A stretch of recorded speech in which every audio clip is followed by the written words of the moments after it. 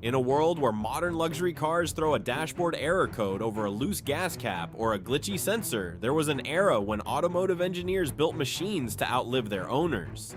If you ask any old school mechanic or high mileage enthusiast what the most reliable internal combustion engine ever made is, the answer is almost always unanimous: the Mercedes-Benz OM617. This 5-cylinder diesel beast didn't just set a standard for durability, it disrupted the entire automotive industry.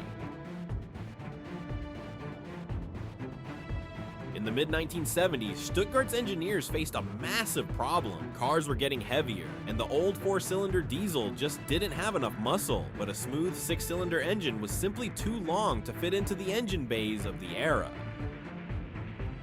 Their solution was pure genius. They added a 5th cylinder.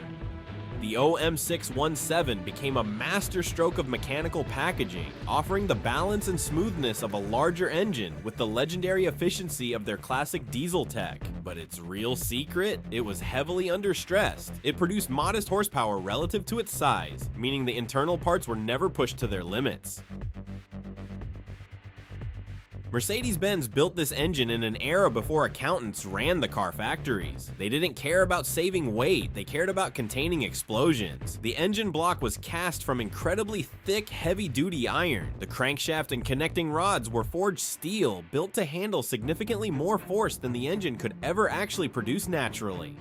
Even today, when restorers tear down an OM617 that has been neglected in a field for 20 years, they find virtually zero cylinder bore wear. The metallurgy was simply flawless.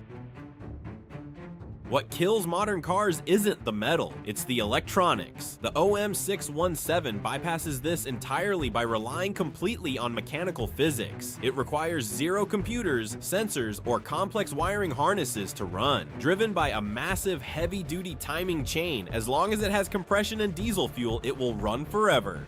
And in 1978, Mercedes changed the game by adding a turbocharger, but they didn't just bolt it on for speed. They re-engineered the internals, adding specialized oil spray jets to cool the pistons and managing the extreme thermal balance perfectly. It gave drivers effortless highway cruising without sacrificing a single ounce of reliability. If you want real proof of this mechanical immortality, you only have to look at a Greek taxi driver named Gregorios Sakyanidis. In 1981, Gregorios bought a used 1976 Mercedes diesel and put it to work on the punishing streets of Thessaloniki. For over 2 decades, he drove that car 24 hours a day. By the time he finally retired the vehicle in 2004, the odometer read an absolutely mind-boggling 4.6 million kilometers, the equivalent of circling the entire planet over 100 times. He kept the machine alive by meticulously rotating through a handful of factory diesel engine blocks over the years.